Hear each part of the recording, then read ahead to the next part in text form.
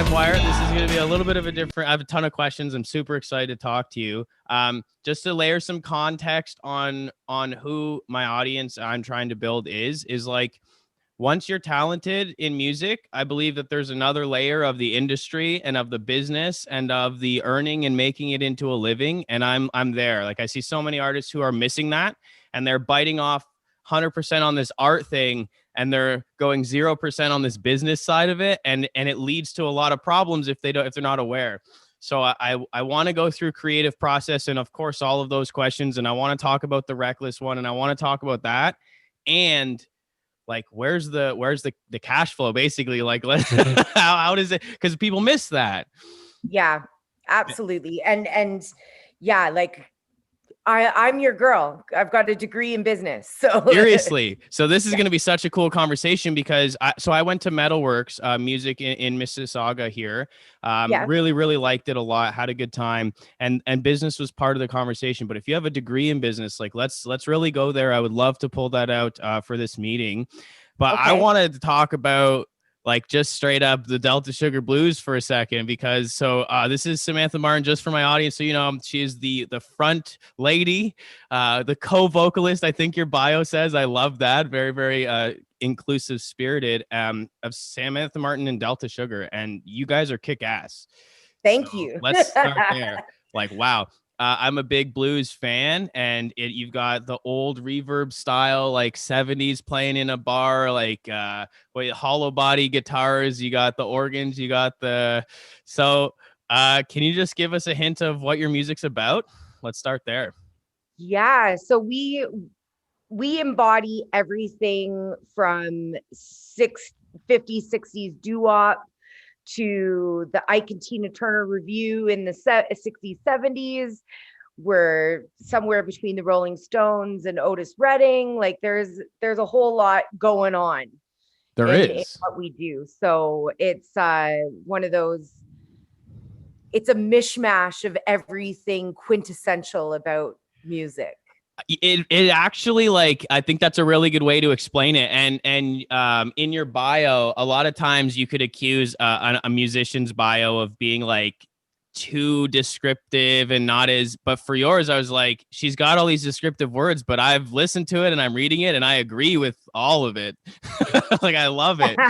It gave me tingles when the big vocals came in on I've Got a Feeling, and you hold that the note I, and I'm just like, oh man, I love that. I love that. Oh, thank you. I noticed it seems like over the albums, your band has just gotten bigger and bigger and bigger. Talk about that for a second. You just had to add more parts, or was it a matter of, hey, these are all friends too, or? So Delta Sugar started as a 4-piece band. Right. So it was myself, a guitar player named Mikey, and Stacy and Sheree, the singers that were the original Delta Sugar singers. Got you. And at the time, I was really digging into gospel music. I was writing in that vein. My mom had been diagnosed with terminal cancer, and it was a really quick decline. And we sort of really dug into that feeling and that need for that style of music. You know, I'm not a religious person. You know, like I don't go to church, right. Those things. I'm not atheist. I'm agnostic. I'm not right. saying that there isn't something. Yeah. But organized religion just isn't. Yeah, you're not practicing you're not going in. And so that was actually, like, I love when I get in with a conversation and someone's crossing questions off my list before I've even asked them. I was going to ask you, like, so that's a really interesting story about your mom, and that's how it kind of influenced it, because it wasn't from like a soul church or something that you grew up going to. It was like your need for this style of music.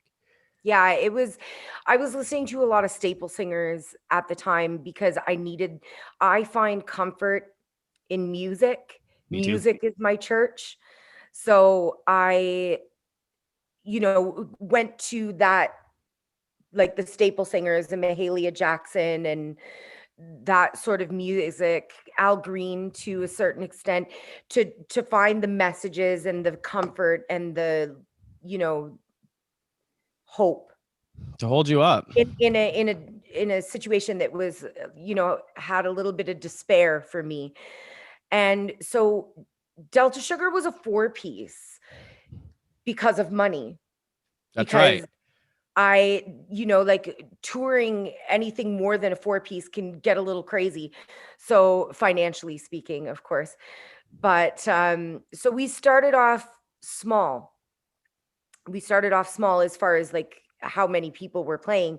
And then we built the career, or we built the name recognition with a smaller band. And then Run to Me, which was our sophomore Delta Sugar record, it got nominated for Juno. 2018, right? Yes, in That's right. 2018. And so we expanded the band for that.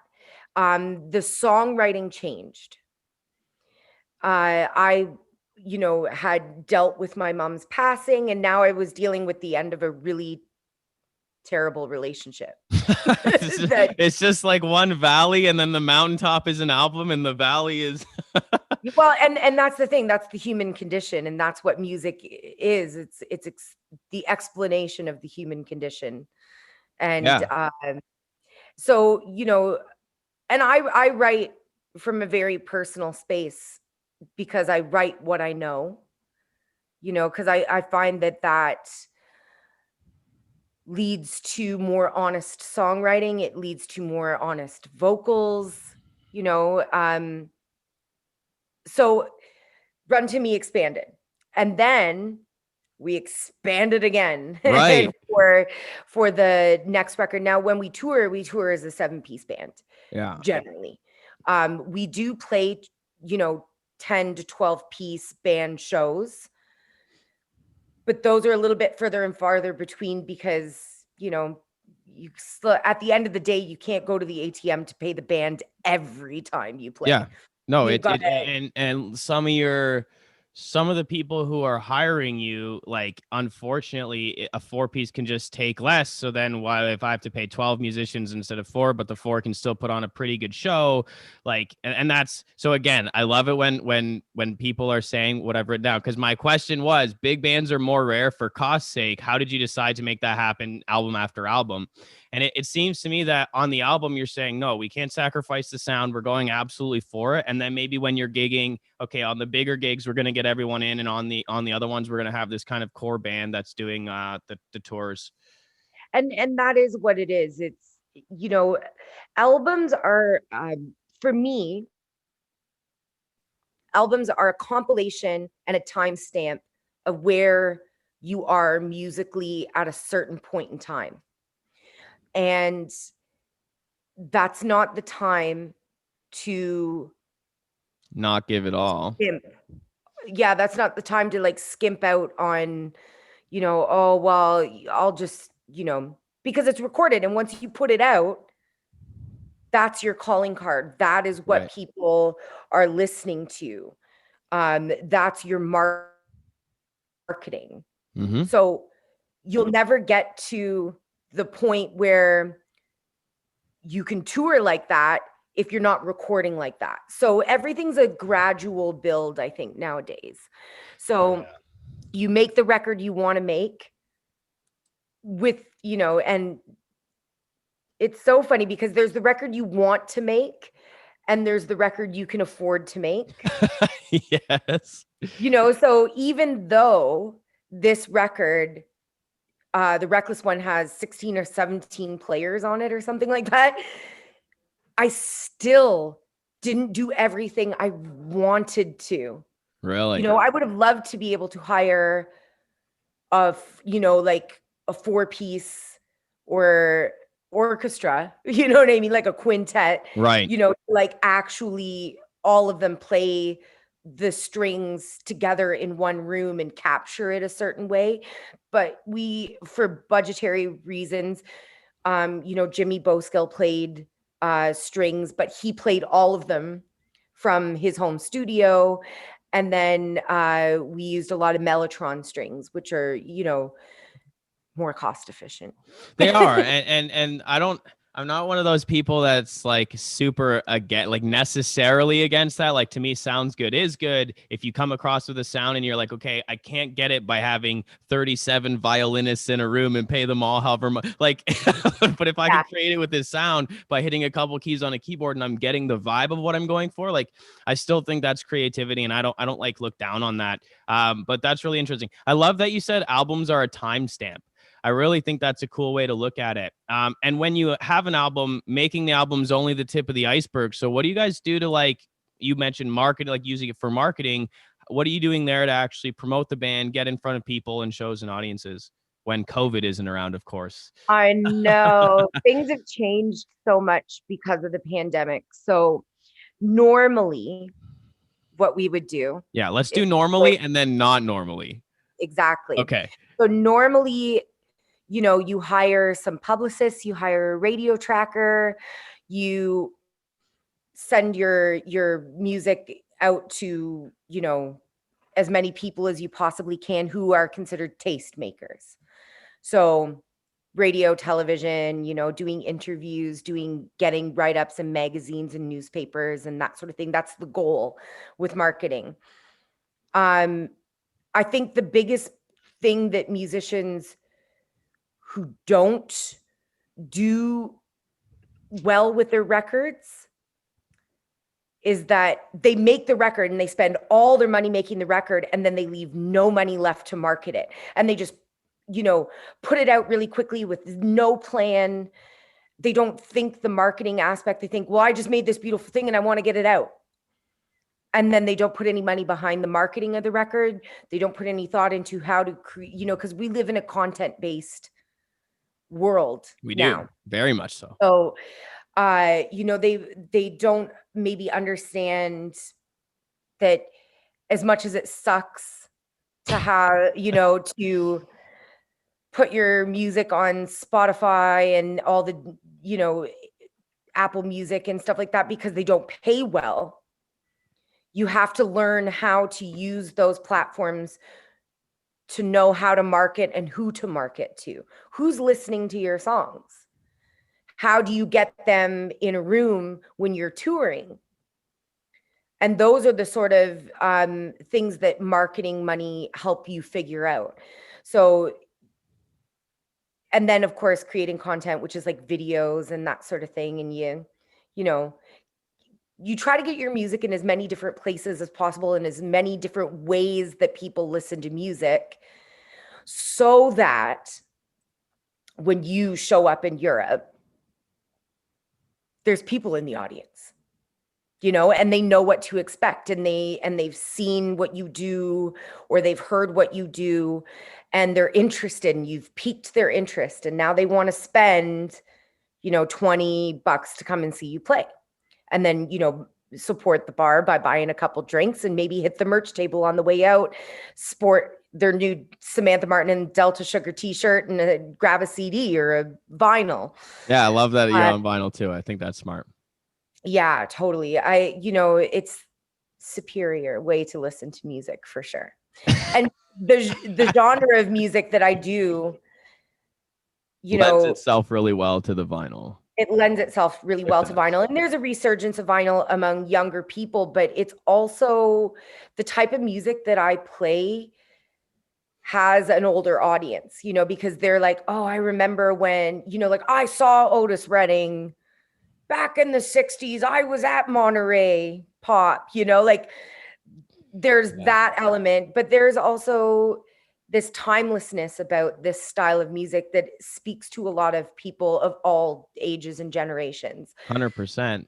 So, you know, physical product is still a thing for my genre, but I know that in pop music or country music, hip hop, R&B, in the new school sense of the word of R&B, you know, digital is more like how people listen to the music. So these things, marketing changes based on genre and who your target audience is. So I think that's number one, you have to figure out. So let's go like, because that's actually, I think, a lot easier said than done. because sometimes you'll find these niches where you're making music, you think your audience is, this 20 something, whatever. And then you realize, holy moly, like all these people in their 40s love this for some reason. And you don't know that until you know that. So how do you know that? Analytics.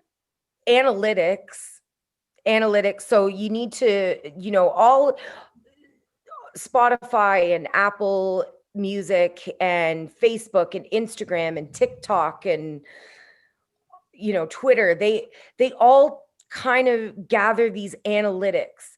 Who listens to you? Is it men or women? Who, what age group are they in? Where do they live? Like all of that information is collected when those people like, follow, or engage with your content. So when you're putting out the content, you're, getting that information, you're collecting that information. And so then that's how you go, okay, Facebook and Instagram, Twitter, Spotify, and Apple Music all say that my group, my demographic for who's listening and engaging with my content and my art is between the ages of 25 and 65. That's me. That's right? awesome. So 25 and 65 is like my highest demographic. And right in the middle, it's women between the ages of 40 and 60. That's like my top tier. Like those are the people who listen to what I do. And men are a close second of the same age group. So, and I think that also like lets me know who's going to come to the show as well, like, because you, with a larger band, you have to charge a higher cover. You do.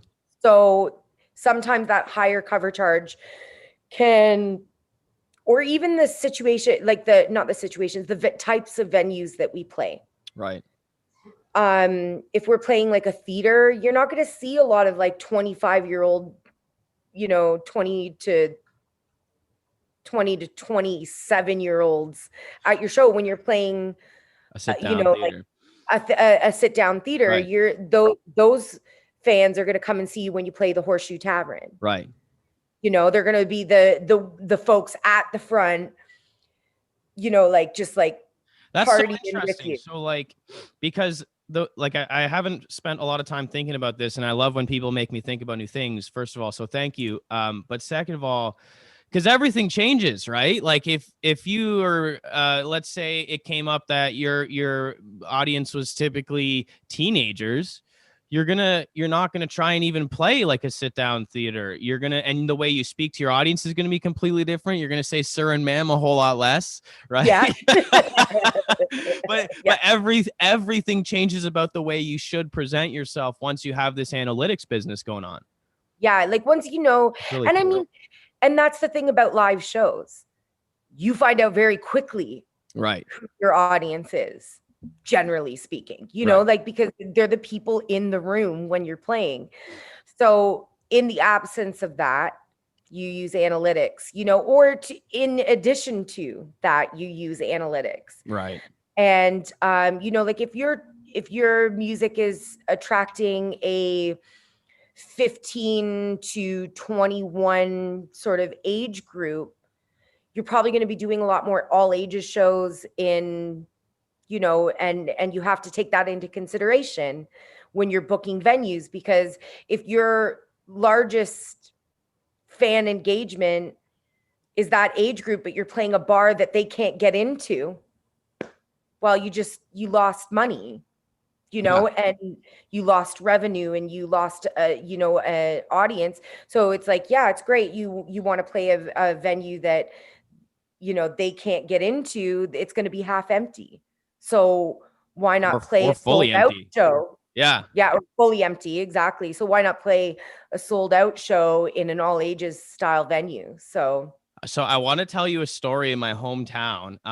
There was a band that came through called Double Experience, and they were like they're from Ottawa. They're like a hard hitting kind of like a rock band. And they played a bar in my hometown that had obviously a very young person draw, and there was a large crowd outside, and the bar itself had like a clear garage door, and they actually turned themselves to play towards the glass so that the most of the crowd outside the bar could see them facing the majority of the crowd outside instead of inside the bar. It's very interesting to see that. Well, and you know, and that's the thing. It's like you have to make these decisions, you know, and you have to, and that's the thing. Musicians are very good at pivoting. They know who they should be playing to. They know they should be catering to, you know, especially in those live settings. And that's what teaches you, you know, like teaches you how to be an entertainer, because you can be an artist, you can be a musician, but you also need to be an entertainer. And you need to know, you know, like, and because those people who are standing outside of the bar, you know, like I remember playing Graffiti's Bar and Grill when we first started in Kensington Market. Like when I first moved to Toronto, playing Graffiti's, and Graffiti's had this garage door behind, and you would face the inside of the bar with your back to the garage door. Right. And it was a pass the hat gig. So you know, jingle jangle the jug and try to get people to put in things that float rather than, you know, fair enough. or at least, you know, the equivalent of what might float. Yeah. You know, so I used to go, and people would gather behind the band on the street, just passing so by. it sounds like the same sort of story.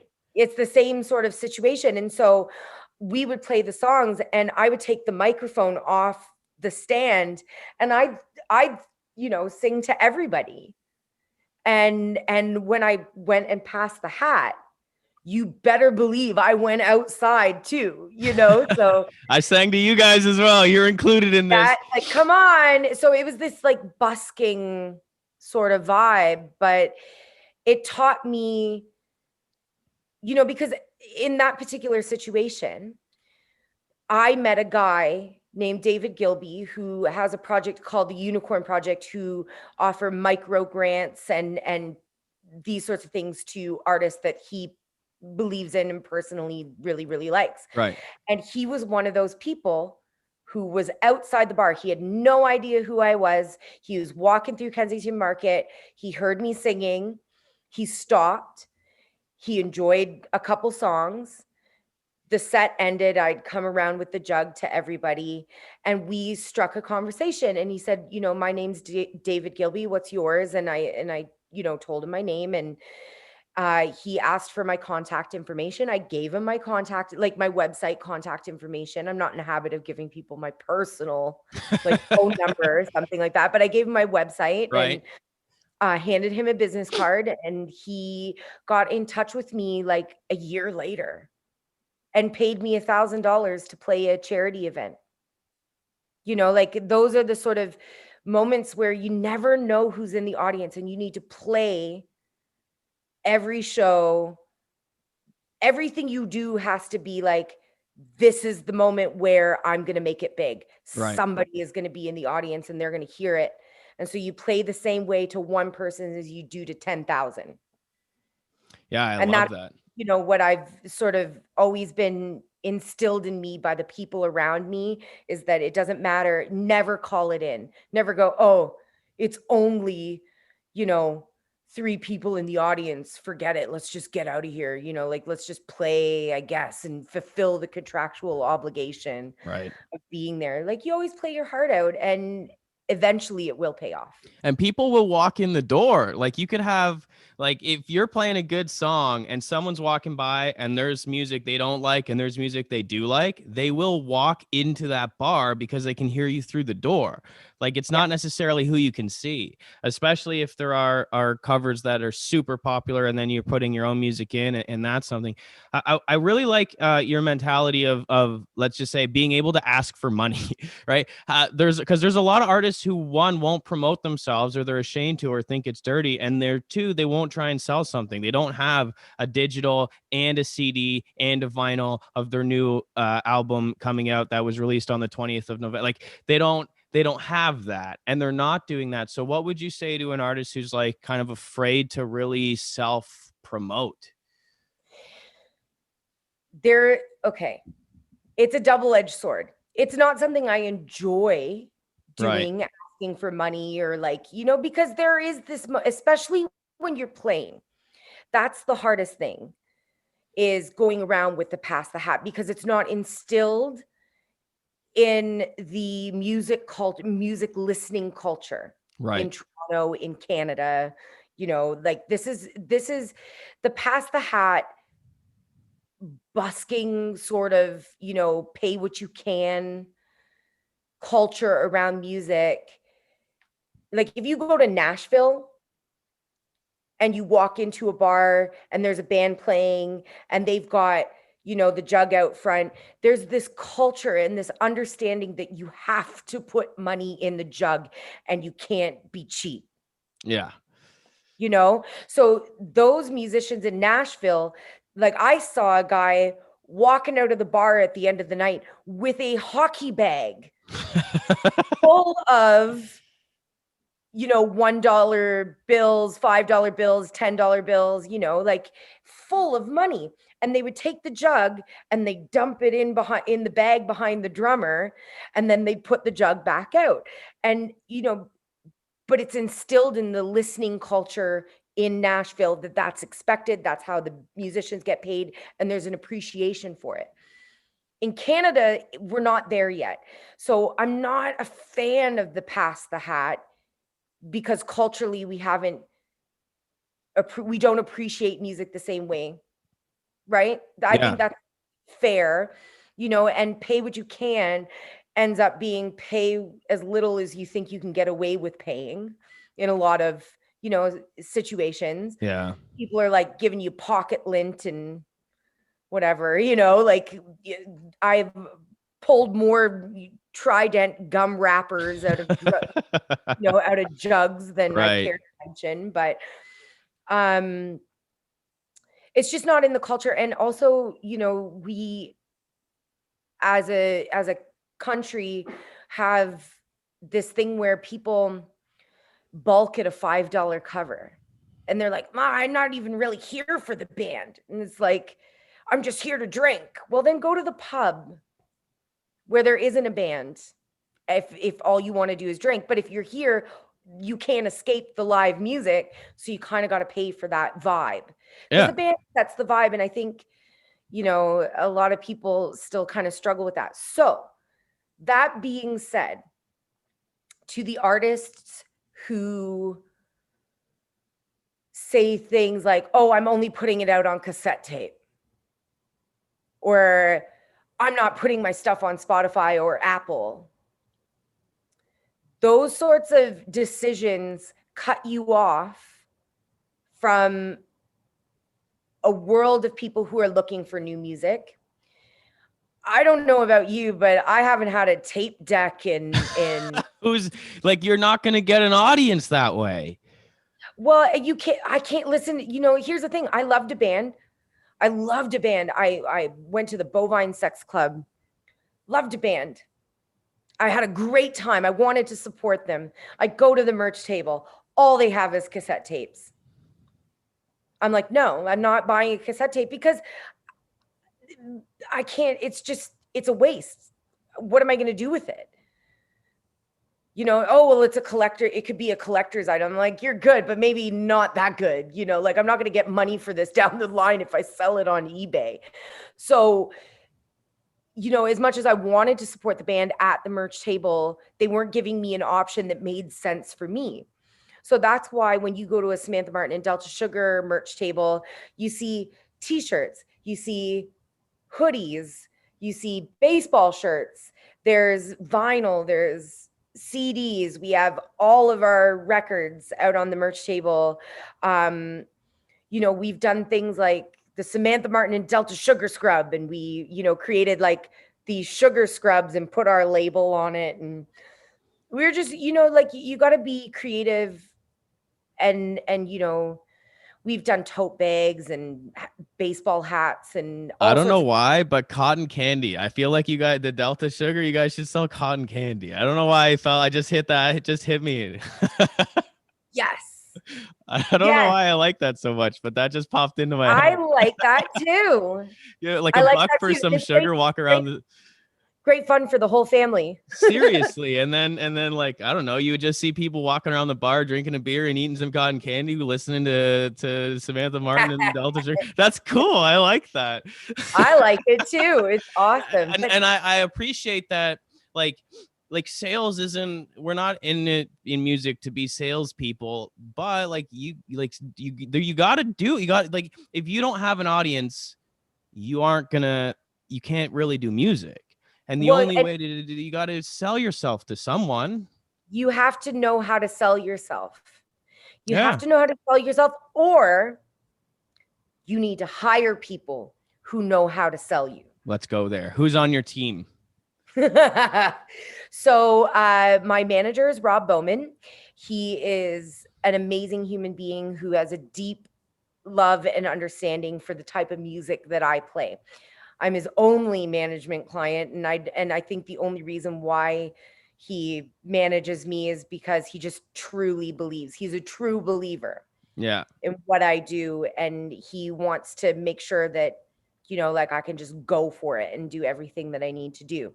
Second person on the team that's absolutely irreplaceable is my label, which is Gypsy Soul Records, and Renan Yilizdoan. And he also was a producer on the record. So he is the person who like knows how to sell what I do, and that's why he signed me to the label. So he's like, yeah, I know how to sell this. I know who the audience for this is, and I have a plan. And again, a true believer. Darcy Yates was my other producer, true believer. And then you go into the publicist realm, and we have a Canadian publicist, which is Indoor Recess. We have a US publicist, which is the Music Syndicate.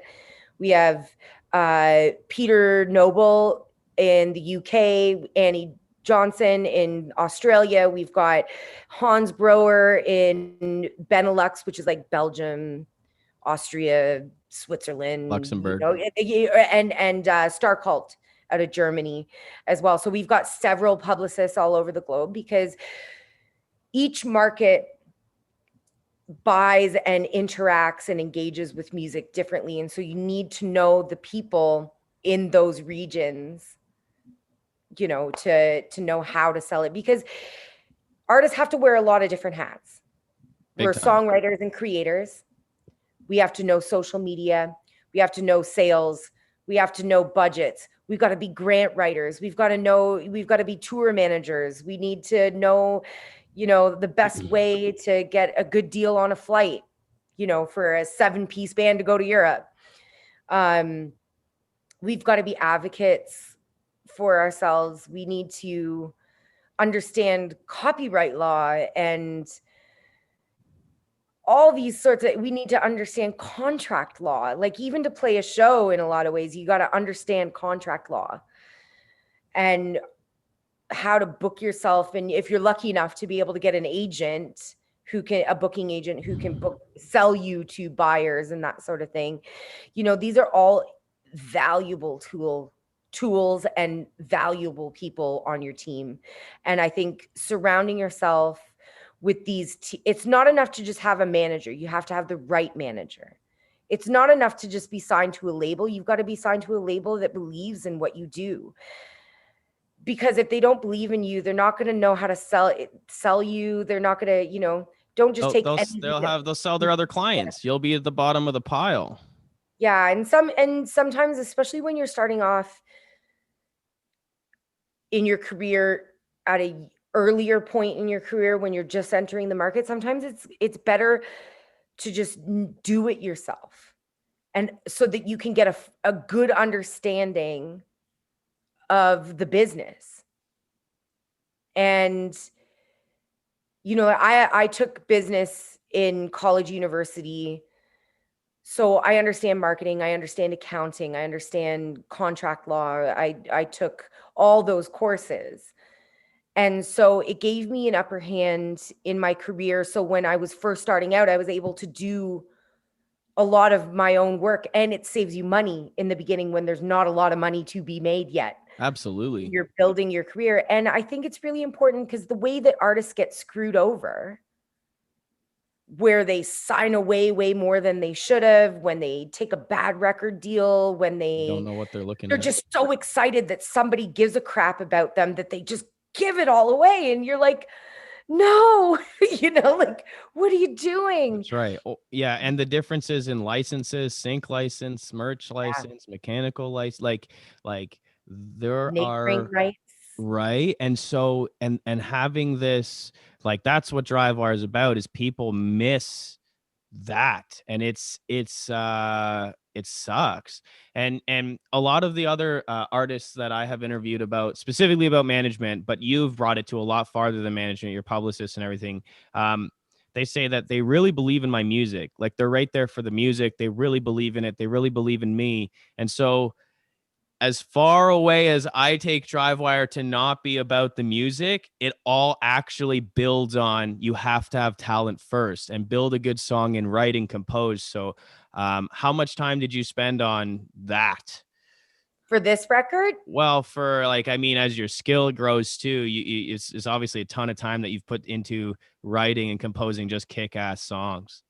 Thank you. Well, it's evident, right? You can't listen to a song that's truly that good and you get tingles and you're like you hear it and you hear the bass is doing its own thing and you hear the clav and the piano and you hear the different keys and you hear the backup vocalists and they're, one's going high and one's going low in different vowel shapes, and like, okay, that's a well put together sound, right? You're dialing it in. Yeah, and so the foundation of all of that is obviously the song itself, the songwriting. Right. And I came to songwriting quite late as far as musicians are concerned. So when I was 7 years old, when I was 6, I think my dad. Yeah, that's super late. Lessons. No. Just hang on. I got to give a little harassing you. No, a little backstory here. So when I was 6, my dad put me in piano lessons. I was very disinterested. I was not a linear thinker.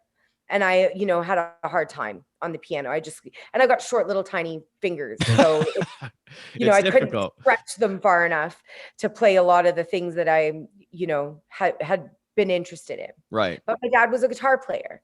So when I dropped out at 6.5 from piano lessons, my dad bought me a guitar and he started teaching me chords. So my dad's not a lead guitar player or anything like that. And he's a very rudimentary guitar player. He plays, maybe 10 songs over and over and over again at every party and every campfire and that sort of thing. So he sort of taught me how to play my first chords. And then I went away. I went and did my high school. I was very focused on, getting good grades in high school. And then went on to university and college and worked on I took business because I didn't know what I wanted to do. So I took business because everything is a business. Mm-hmm.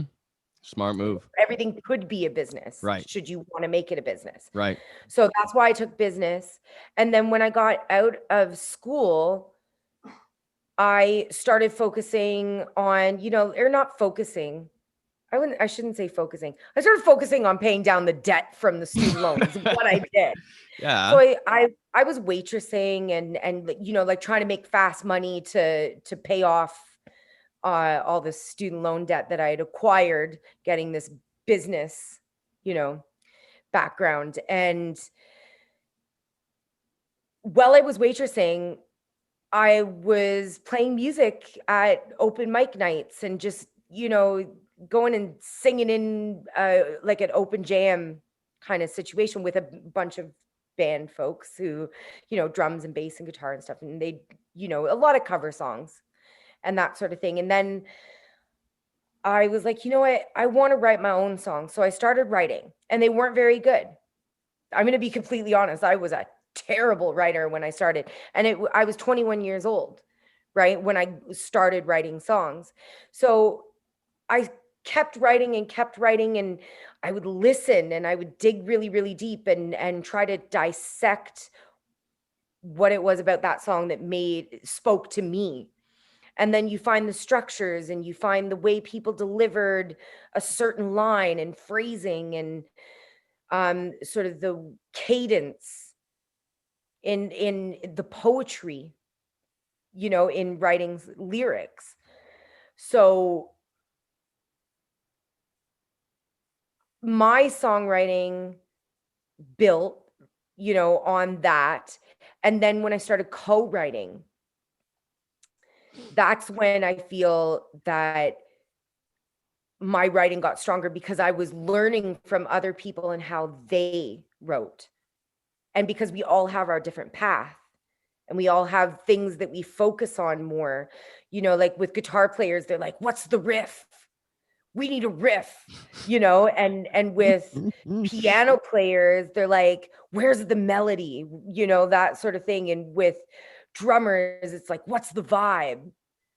And then when you're writing with lyricists, like with poets, for example, they're more concerned about, okay, so the first verse is going to have 5 syllables in the first line, and then we'll have 6, and then we'll have 7, and then we'll build to the chorus where it's like 10 syllables long because it's impactful, like just different ways that people approach songwriting and you learn. Really cool.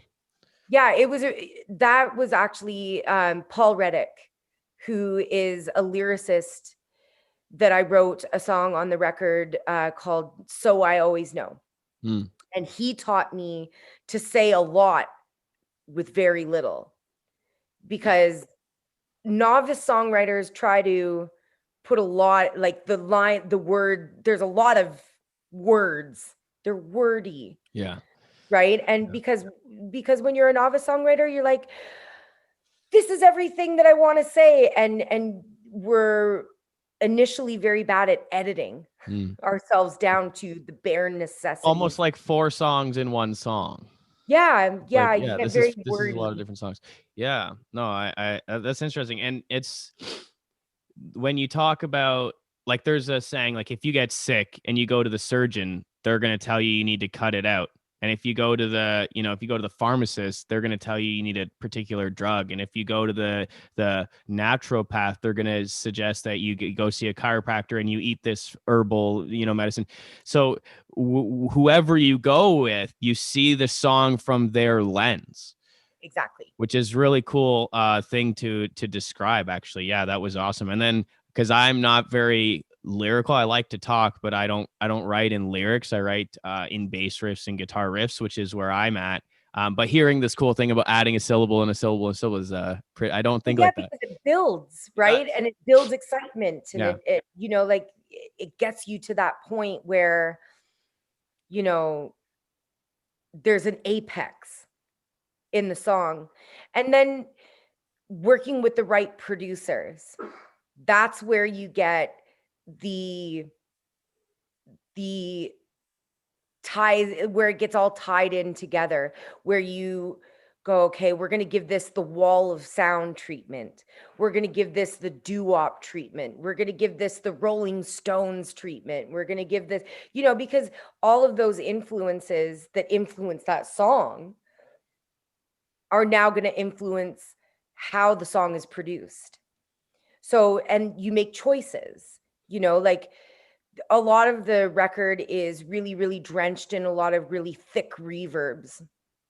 Yes. Those were decisions, those were choices, and hours were spent agonizing over, is this the right reverb? And so that's a whole nother process. So there's the songwriting process, there's the recording process, there's the marketing, and then there's the dissemination and the live performance. So there's 4 very distinct moments in the creation to when it gets delivered, and they're very different, and they demand different things from you as an artist. Yeah. And that was really well said. And being that you have such a large band, a lot of times bands, I don't know if I got this vibe from the way you described it, but a lot of times bands will like internally do things, like you said, do things up front. Having a larger band, like, did that really help or not really? Because it started as 4 people and then it grew later after the team was already assembled. It did help, because here's a great example. So when we were Delta Sugar as a 4-piece, Right. I was like, we're always playing Sunday gospel morning. We're always playing in the middle of the afternoon at 2 p.m. in the blazing hot sun on a black stage. How come we can't play 9 p.m. 9 o'clock at night or at 8 o'clock when the sun's setting? And my agent says to me, well, you can't get those slots because you're not a big enough band. You're not exciting enough. That's not what they want to hear at that time of the evening. And I'm not a morning person. I am certainly, definitely 100% not a morning person. Same. So I'm like, for my own personal reasons, I was like, I want to be like later at night. So we need to get, we need to expand the band. There needs to be drums, there needs to be bass and we need to be more of a party so that we'll get those later slots. Because the other thing is that a certain audience, here's the thing. It's like, you play a gospel song in the morning at 10 a.m. on a Sunday, you're going to move a lot of CDs because that's your audience, right? Those are the people that get up at 10 o'clock in the morning to come and hear some gospel music. They're families, they're older folks, at the folk festival kind of thing. It's certainly not the people that partied till 3 o'clock in the morning. That's in the right. beer. They're not up at 10 a.m. They're listening from their tent. That's listening from their tent hungover. Yeah. So those people will buy CDs, but they won't follow you on Spotify. Right? So you need to find the balance for yourself where you engage the audience that buys your CDs, but at the same time, you engage the people who follow you on Spotify, who would follow you on Spotify and spin your stuff on Spotify. So when you play a beer tent at a festival, or you play later in the night, they want party, they want show, they want, hit it and quit it, James Brown approach to the party. Entertainment. I love that you said artist is not an entertainer. That's great. Yeah. And that's the thing. It's like, so there are artists who don't need to be entertainers necessarily because it's the style of music that they play. For example, they're more like storytellers. They engage on a different level. Like William Prince is a wonderful example of and like Matt Anderson, where they're not jumping around on stage. They're not, like it's usually just them and their guitar, maybe a small band behind them. They're entertaining in a different way. They're storytellers. They speak to you and speak to the human condition.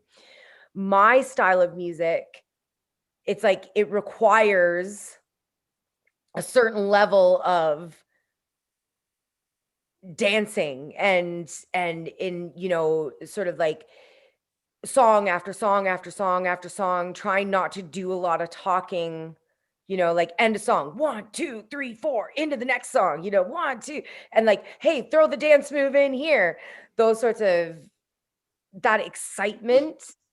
Because then what happens is that energy gets exchanged with your audience, right? And they start giving that back.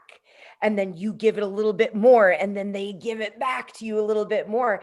And it becomes this cyclical energy exchange between you and your audience.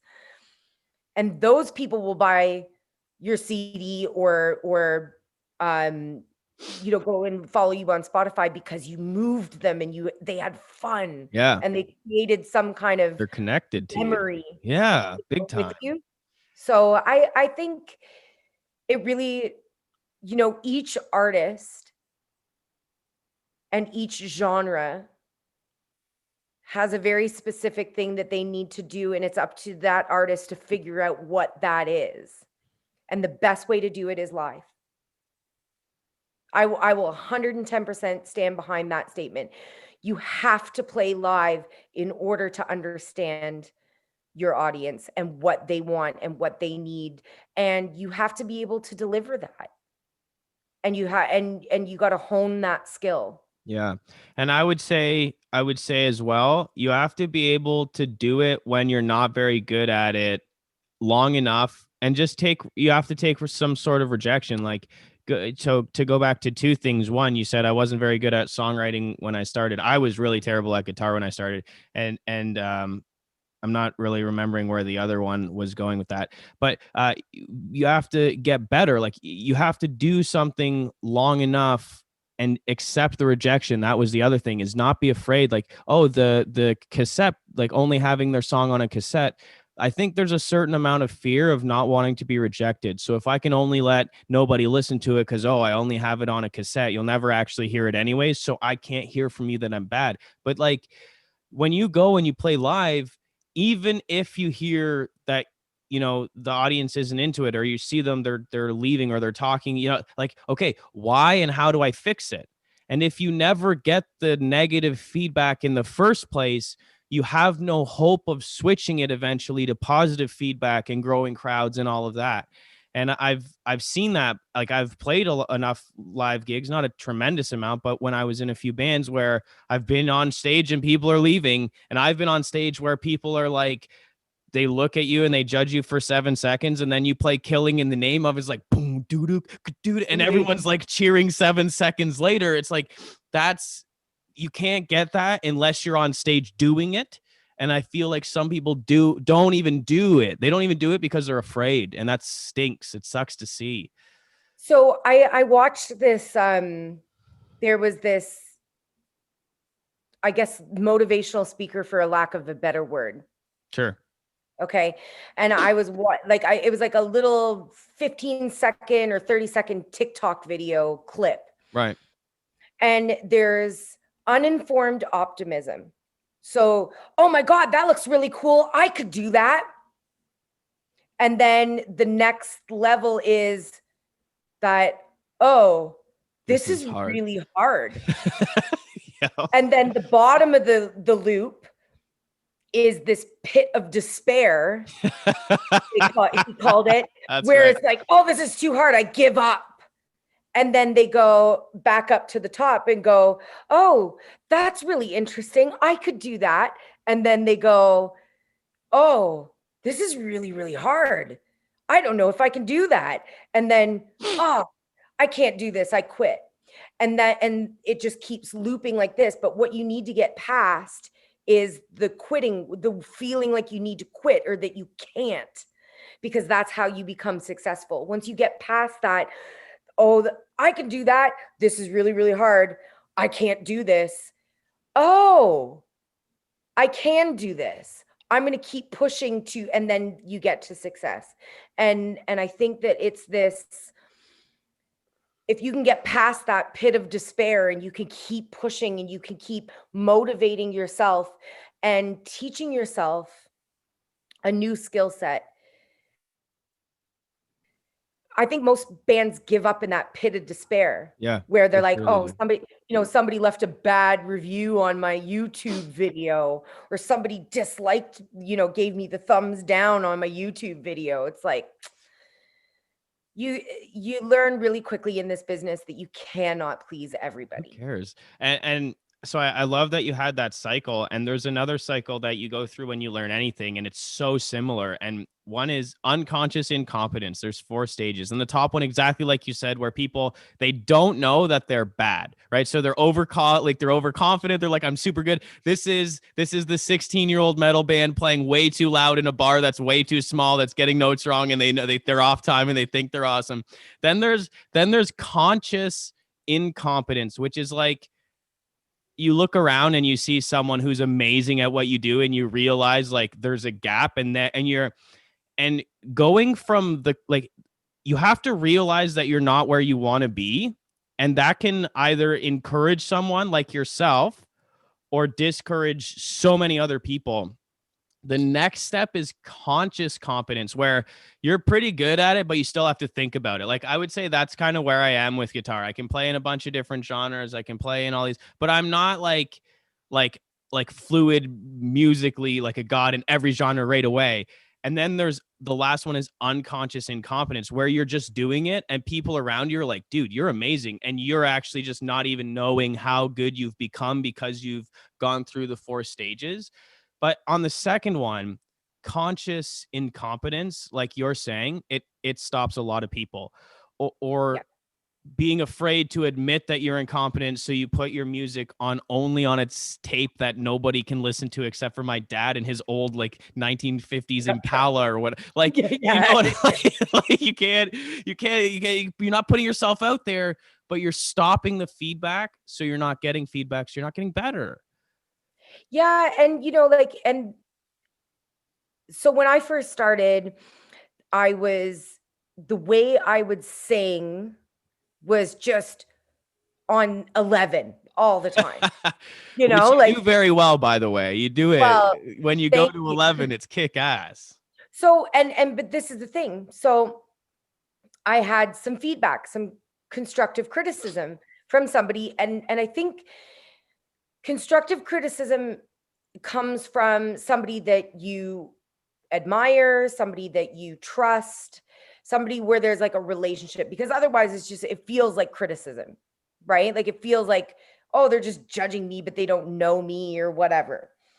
So there's this guy, Peter J. Moore. He's a mastering engineer. He's a recording engineer. He worked with the Cowboy Junkies on the Trinity sessions. Like, he's been in the scene for a long, long time. I trust his opinion. I was playing a show and he came to see me play.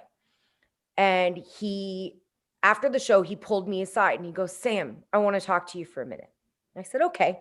And I walk over and I was like, did you like the show? And he's like, yeah, it was good, but I need to talk to you.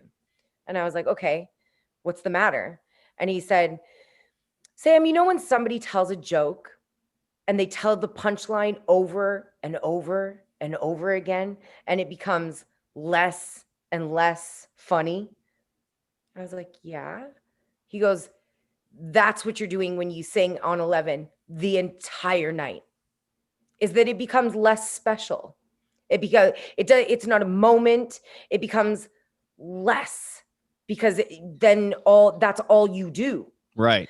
He goes, "So what you need to learn as a vocalist is when to pull back. You need to learn dynamics. You need to learn, when to sing something softly and sweetly, and then when to bring that 11 out." So I'd say throughout my career, especially my recording career since 2008 until now, I've definitely, and I still have a long way to go. And I think, like as an artist, you're a forever student. Forever. Because there's always room to grow. There's always room to be better. There's always new styles or new techniques or something that you don't do that you can, even something like singing another language, like you would first have to learn that language and then learn how to emote in that language. Right. So there's always room to grow and always things to learn. And I definitely would say that I've gotten better at it, but I know 100% that I'm not done as an artist. Like, there's so much more room to grow, and there are so many inspiring vocalists, and sometimes I get like younger artists going, "Oh, I wish I could sing like you," or I was like, no, you need to find your own voice. You don't want to sing like me. You want other people to come to you and go, "Oh, I wish I sang like you." That's what you want. You want, like, Your that version of sort of, this. yeah. And, there's been situations where people have said to me, oh, I'm just going to give up singing now, and it's like, well, why? Don't give up. Don't give up singing because you heard Right. me sing, because, That's insane. if we all did that, like I would have quit singing when I heard Mavis Staples sing, Yeah. or I would have quit singing when I heard Etta James sing. Like no, let it be an inspiration. Let it be motivation. Yeah. I Get 100% better. agree with that. I've seen, like, when I was going to music school, obviously you develop at such a rate, and um jamming guitar at parties, when I was unconsciously incompetent at parties, um you would do your thing and everybody go home happy. And then I started going back to these same parties in my hometown, and eventually, like, I actually stopped also playing with them because they would be playing chords and I would be playing the same chords up the neck, which is an inversion, and they would be like, dude, what are you playing? And I realized, like, I don't want to, like, one of them said the same thing to me. It's like, dude, it's actually discouraging. And I kind of stopped even enjoying with them, like, because I didn't want, them to see my development and know that we came from the same place and then get discouraged. So now I'll play when I'm invited and they're enjoying with me, but I'm like, you kind of have to hide a little bit, right? You have to play at their level to not, I don't know, not like, it's weird, I'm right? sitting It's here going, no, you don't. yeah, fair, I Here's guess. Yeah. and this is the thing. So as a guitar player, as a songwriter, as a singer, I surpassed my dad. He was my teacher. I've surpassed what he is capable of doing, but that doesn't mean that we don't love playing music together. Right. My first band, Samantha Martin and the Haggard, we did like sort of an Americana kind of style stuff, like very country based. I outgrew them. As a performer, as an artist. I had bigger plans. I had bigger dreams, and I outgrew them. And it wasn't that they weren't good, or like that they weren't good enough, but they didn't want to grow with me. It's the same in a relationship. You might have a partner, like a boyfriend or a girlfriend or whatever, a lover of some way, shape, or form. outgrow I dated a guy. He was lovely. He worshiped me.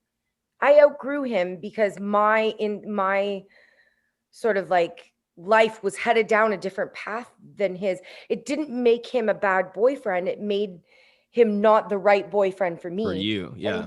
so, and that's the thing. It's like the playing music is a relationship with the people that you play that music with. Big time. And there will come a time where you will outgrow certain members, or those members will step up to the plate and they'll see your growth, and it will motivate and inspire them to grow with you. So, for example, Cherie Marshall, she's one of the vocalists in my band, and she has been in Delta Sugar since the very beginning. And she's the only original Delta Sugar member left. And it's not that Stacy went and started singing with Amanda Marshall. So she outgrew us. She went on to sing backups with a bigger artist than me. I'm happy for her. But I outgrew Mikey, the original guitar player. He couldn't play the way I wanted him to play, the way I heard it. And unfortunately, I had to let him go. And it was like, I'm sorry. And so then I meet Curtis, and Curtis is the right guitar player for what we do. And he grows with me, and he writes with me, and our writing grows together, and all these sorts of things, like members of your band will come and go. You need to be focused. You need to keep your eyes on the prize. You got to keep going, and don't worry about, obviously be kind and be nice and be, diplomatic if you've got to let somebody go, if you've outgrown them in some way, shape, or form, or that sort of thing. But you really do have to just be like, blinders on, this is what I want. You got to set a goal and you got to go for it. And,